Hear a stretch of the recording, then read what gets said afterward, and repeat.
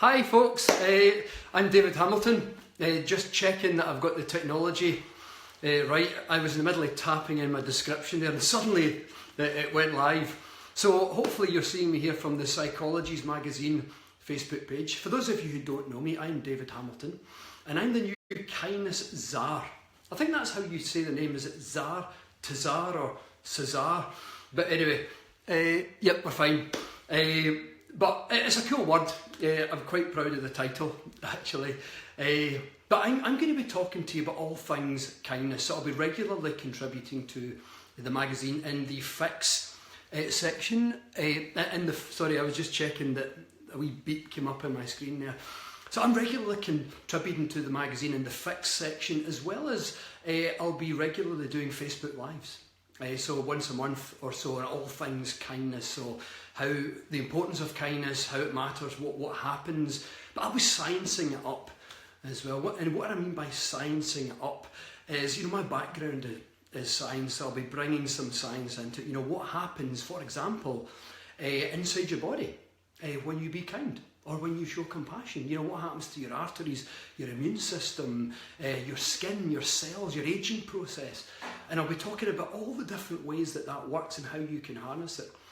And actually today in this Facebook Live, I'm going to be explaining how kindness and compassion are anti-inflammatories. Yes, you heard that right.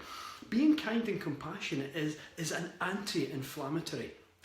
I used to think that anti-inflammatory effects only came through diet and through medicine. But in actual fact, being kind and compassionate does actually have an anti-inflammatory effect. So I'm going to show you in this Facebook Live exactly how that works and even how you can practically harness the effect inside your body. Oh, but before I get into that, before I forget, Psychologies magazine asked me to mention that I'm doing a live event, a physically live event this month on the 14th of March in London. And it's called The Kindness Secret, How to Transform Your Life Now. And I'll be diving more deeply into all the different ways that being kind and compassionate has physical effects inside the body, not just as an anti-inflammatory, but how it affects your arteries, your immune system, your cells, your aging process, even how it has a ripple effect. And I'll be teaching 2 meditations that you can put into practice right away to bring about some of these physical effects. So that's later this month, the 14th of March in London, The Kindness Secret. So, how is kindness and compassion, or how are kindness and compassion anti-inflammatories? Well, this is really cool. Let me explain how I got into this, and this will actually show you how it really works. So for those of you who don't know much about me, I used to work as a scientist in the pharmaceutical industry. My main fields were cardiovascular and cancer drug development. And in cardiovascular, you learn all the different drug strategies for improving the health of the heart and the arteries. For example, one of the strategies is to expand an artery, to dilate an artery. And the way you do that is you use a drug to bring something called nitric oxide into the arteries, and it literally expands the arteries. So the heart doesn't have to work as hard to push the blood through. So what you get is a reduction in blood pressure. So that's a well-known strategy. Another strategy that we would use in the pharmaceutical industry is sweeping the crap out of the blood. Oh, of course, crap is the technical scientific name. But what I mean by that is you can sweep the inflammation or some of the inflammation out of the blood. See, inflammation in the blood, it makes the blood thicker and more sticky. So if the blood is thicker and sticky, then it increases your blood pressure, and that's why there's more of a risk of things like heart attack and stroke. So blood thinners, for example, thin the blood. So when you reduce inflammation in the blood, you get a blood thinning effect, you get a reduction in blood pressure, and it's healthier for the whole body because it means that blood can more easily get around the body. So that's classical strategies. As a scientist, I knew a lot about. But a couple of years ago, I was researching for a book that I was writing. I've written 9 books actually, broadly in the areas of mind, emotions and health. And I was researching for one of my books and I came across some research that demonstrated cultivating a feeling of compassion was having an anti-inflammatory effect. thought, amazing. And they were actually, to measure it, they were using a similar technique that I was familiar with from my time in the pharmaceutical industry. I thought, wow, that is absolutely incredible. So I dived into the research and learned exactly how it works. And I thought I'd like to share that with you here.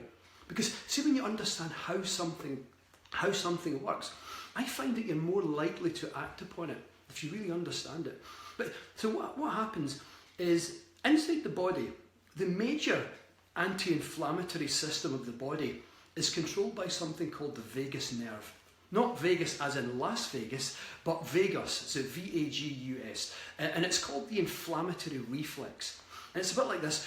When you get an injury, you get inflammation at the site of the injury. And that's actually your immune system healing the wound. That's part of the repair process. But the inflammatory reflex is where the vagus nerve senses, okay, there's enough inflammation now to heal the wound, so we don't need any more. So the vagus nerve sends a signal from the brain down into the body to the site of injury, to the immune system, and says stop. So the vagus nerve therefore turns off inflammation. So broadly speaking, it's called the inflammatory reflex, and that's the major way that the vagus nerve controls inflammation. But what's really amazing is scientists at the University of California at Berkeley a few years ago noticed a connection between the health and fitness of the vagus nerve and a person's tendency to be compassionate. Let me say that again.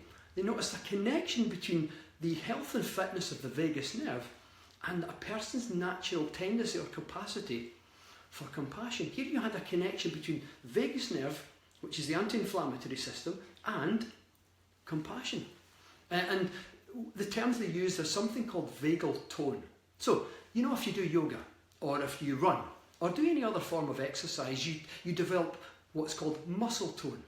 So when it relates to the vagus nerve, there's a term called vagal tone, and it means pretty much the same thing. Just like muscle tone refers to the health and fitness of your muscles, so vagal tone refers to the health and fitness, if you will, of your vagus nerve.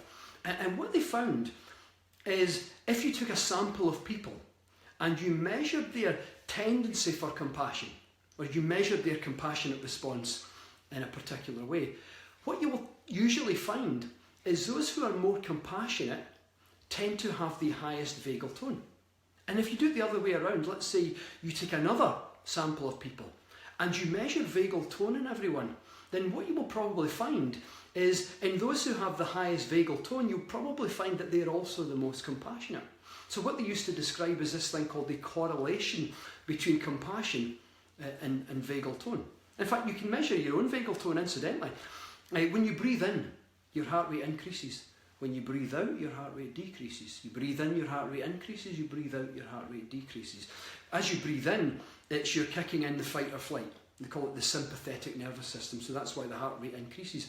As you breathe out, the vagus nerve kicks in and slows your heart rate down. And so vagal tone is approximately the difference between how high your heart rate goes and how low it goes. So let's say you breathe in and it goes up to 80, and you breathe out, it goes down to 65. So your vagal tone would be 15, 80 minus 65. And you would measure that over like a 20-minute kind of seated relaxation or something. So that's roughly vagal tone. But amazingly, how compassion is tied in with vagal tone. And scientists have since realised that just like you can do yoga or some form of exercise and increase muscle tone, it is actually possible to increase vagal tone, and therefore by extension to become better at reducing inflammation in the body. So literally you can take the vagus nerve to the gym, and the way you do it is compassion. And in some studies, scientists have actually taught people a compassion meditation. And with practice, as they practice this compassion meditation, so vagal tone begins to increase. In other words, it's just practicing compassion is like taking the vagus nerve to the gym. So amazing. So then scientists made a little bit of an extension. They said, okay, so now we know that practicing compassion increases vagal tone. Will that increase then translate to more inflammation? And it's exactly what they find. So in other experiments, scientists have found they can teach people a compassion meditation and then measure inflammation directly. And amazingly, what they found when they put people under stress. One of the ways you measure it is you put people under stress and you measure the inflammatory response to the stress. And they found that people who practiced most of the compassion meditation had by far the lowest levels of inflammation. Isn't that amazing?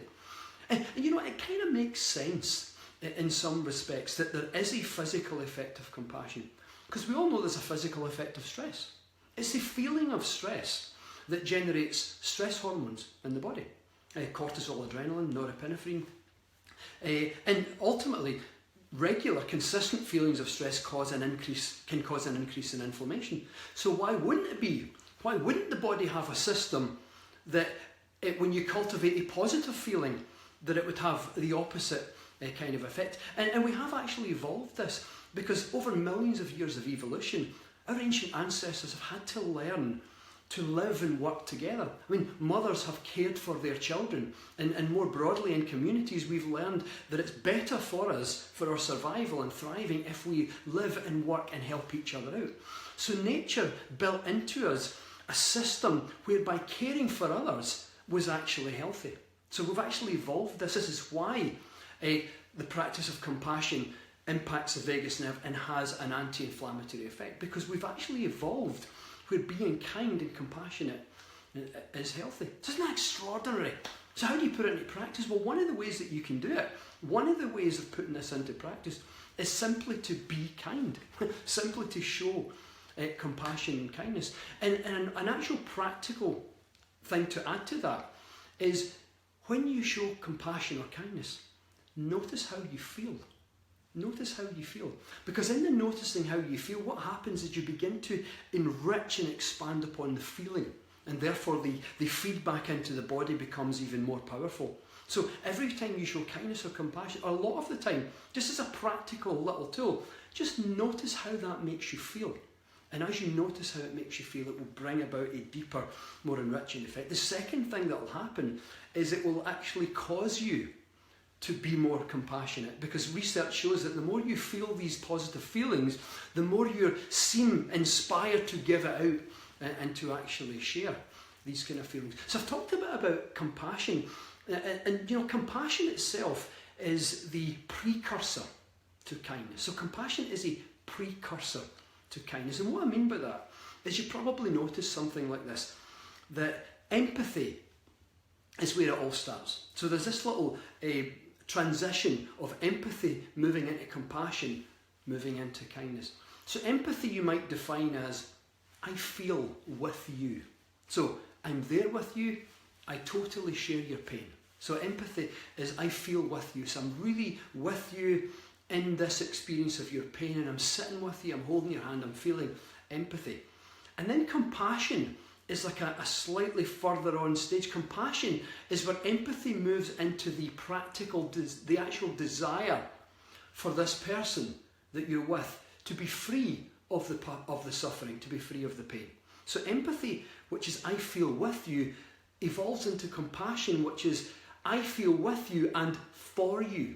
And what that really means is, now I want you to be free of your pain. Right? So I feel with you and for you, I'm with you, but now I'm actively now hoping that you can be free of your pain. I'm looking for ways for you to be free of your pain. And that naturally translates, or evolves, if you will, into an act of kindness. So empathy evolves into compassion, evolves into kindness. One way I like to explain it is, think of empathy as a seed. And the seed begins to grow into a little shoot and then a little stem. And the stem is compassion. And then the stem blooms into a full-blown act of kindness. So the reason why I explained that little thing like that is because I've talked a little bit about the physical effect of compassion as a precursor to kindness, because I'd like to challenge you. And this is something that Psychologies magazine is really big into, is a 30-day kindness challenge. See, kindness has a ripple effect. When you be kind, obviously you don't be kind so that you can have a physical effect. You don't be compassionate so that you can get a physical effect from the compassion. That's not why you do it. In fact, it doesn't work. Believe it or not, it doesn't work if you're trying to get, if your dominant thought is I'm trying to get this beneficial anti-inflammatory effect, so I'm going to help someone to get that effect. It actually doesn't work. And I call this nature's catch-22. And I call it nature's catch-22 for a reason. You can only get the physical effects, the anti-inflammatory effect of being compassionate, if you feel compassionate. You've got to feel it. And the only way to feel it is if you mean it. So you have to be genuine. You have to actually really mean it and feel it to get the anti-inflammatory effect. So I call it nature's catch-22. You can't fake it. You can't actually just pretend to be compassionate and get the effect. It might help the other person, but it certainly won't have any effect on yourself. So you've got to mean it to feel it. So it's really a beautiful thing. So I want to challenge you, and Psychologies is big into this, to do a 30-day kindness challenge. Because when you do kindness regularly, you start creating little ripple effects everywhere. Scientists have actually measured it. They literally have measured it. And it's a bit like, if you drop a pebble in a pond. So what happens? So you drop the pebble and it goes plop, and it creates a little wave. And as you watch the wave, you see at the other end of the pond, some lily pads begin to do that. And the lily pads go up and down. And why are they going up and down? They're going up and down because of the wave. But what created the wave was an act of kindness. Or a pebble dropped in a pond.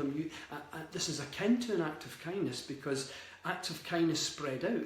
And it's because it's not in a pond. It's not just one lily pad that does that. It's lily pads all the way around the pond. So kindness works like this. And scientists have actually measured the ripple effect. And they find that it goes out and expands as it goes out. I mean, for example, if you were to help one person, and that one person was then to go on to help another 5 people, and each of those 5 were to help 5 others, who were then help 5 others, then your one act of kindness would have impacted 125 people. If you want to put a wee bit of math on it, it might not work exactly like that because there's variations and stuff, but generally speaking, acts of kindness have this kind of ripple effect.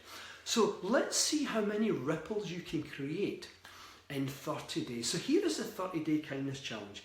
You've got to do, starting today, for the next 30 days, you've got to do at least one act of kindness per day for 30 days. You've got to do at least one act of kindness a day for 30 days. And let me suggest a couple of guidelines, right? Just to make it more useful and more beneficial. And the guideline number 1 is try to do something different every day. It's okay if you do the same thing a couple of times throughout the month, that's fair enough. But try to vary them as much as possible. And the reason I'm saying that is if, for example, you make someone a cup of tea, then you make someone a cup of tea the next day, and then the next day and the next day, then it begins to become a little easy and less impactful if you're just doing the same thing every day. So it's okay to do that a couple of times or 3 or 4 times in a month, but try to vary it as much as possible. Increase so that you're impacting more people rather than just the same person, for example, every day. So try to vary your acts as much as possible. The second guideline is at least once or twice, try to push yourself out of your comfort zone. Right? Try to stretch yourself a little bit. So what might that actually mean? Well, for example, some people feel quite self-conscious about going and helping a stranger on the street. You see someone, for example, I was in London last week, and I saw a lady struggling to take her buggy with her child in it up the stairs. So I went over and I lifted the buggy with her, and I said, look, can I help you? And I helped her up the stairs with the buggy. Now, when I first started writing about kindness, as odd as that might sound, I felt really self-conscious about doing things like that, because what was going on in my mind is, what if people don't want me to be kind? What if they think I'm just being kind of funny or silly or something? So sometimes people can feel a little bit self-conscious about being kind. Another thing I did, and I'm not trying to impress you, but just to impress upon you, as pushing yourself out your comfort zone.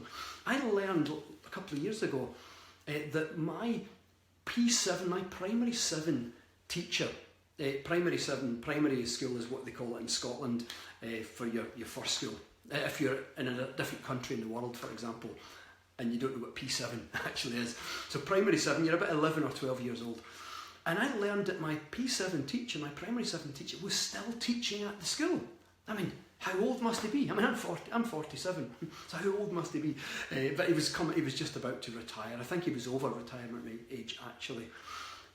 Mr. Hooks, his name is, lovely, lovely man. He was so nice to me and supportive when I was a kid. And my niece Ellie is at that school. And so I found out through my mum that Mr. Hooks was still there, and I thought, Mr. Hooks made such a big impact on me. He was such a good teacher. He helped me he cultivated my love for maths and science. And he really gave me a lot of space, and he really helped me in so many different ways. And I thought, I'd love to go tell Mr. Hooks how much of an impact he's had in my life. And I felt really nervous. My God, I was self-conscious. I was so nervous. And I was going into the school, and I was thinking, my mum took me into the school one day because she knows the headmistress and signed me in and stuff. And the headmistress remembered me as well because she'd actually come to one of my talks, funnily enough, in the area. And I came in, and I was thinking, God, I'd like to just go back out. What am I going to say? What if I get a mind blank? What if Mr. Hooks doesn't remember me? Anyway, I went in and I did say, I don't know if you remember me, but I was in your class back in 1982. And funnily enough, he did remember me. It was an amazing memory. And he said, you really liked maths, didn't you? I went, yeah, exactly. And so I said, look, I just wanted to come in. I'm a writer now, I'm a scientist and a writer, and I've written this book. And I just wanted to give you a signed copy and to say that partly why this book exists today and why I do what I do is because of all the ways that you helped me and the way you inspired me and cultivated this passion for maths and science when I was a kid. And he was like really kind of flustered, and I don't think he knew how to take it, but a couple of weeks later he emailed me from on holiday, and he was over in Canada on holiday, and he sent me an email just to say he was telling all his family and friends, and he literally felt like amazing. The king of the castle, I think was his words. He couldn't believe how good he felt that I'd come in that day. But I felt so nervous, so self-conscious. So that's an example of me pushing myself out of my comfort zone. Yours might be different, but there's amazing rewards to be had for you, but also the person that you help when you push yourself out of your comfort zone. So do that at least once. And the other thing to do at least once is it's got to be completely anonymous. No one must ever know. So at least one of your acts of kindness must be totally anonymous. No one must ever know what you did, or that it was you that did such and such a thing. So that's the 3 guidelines. 30-day kindness challenge, at least one act of kindness a day for 30 days. Try to vary the acts as much as possible, is the first guideline. Push yourself out of your comfort zone once or twice in the month, in the 30 days. And thirdly, do something at least once that's completely anonymous. So anyway, that's roughly the end of the Facebook Live. I just wanted to remind you again, for those of you who are interested, I'm doing a live event in London with Psychologies magazine and Now Live events, and it's on the 14th of March, and it's in London, Conway Hall, and it's called The Kindness Secret, How to Transform Your Life Now. I'm going to be diving much deeper into the physical effects of kindness and compassion on your arteries, your immune system, even the aging process of your skin, all these different ways, even how the ripple effect works and how you can actually participate in ripple effects. And I'll be teaching 2 meditations for creating the physical effects of compassion and kindness in your body. So, it's been a real pleasure chatting with you over this little 20 minutes or so. Enjoy the rest of your day. I'm off to get some lunch now, so whatever you're doing, enjoy, and if I don't see you again, enjoy the rest of your life, and if I do see you again, that will mean you've tuned in next month for my next Facebook Live. So have a great day. Bye for now.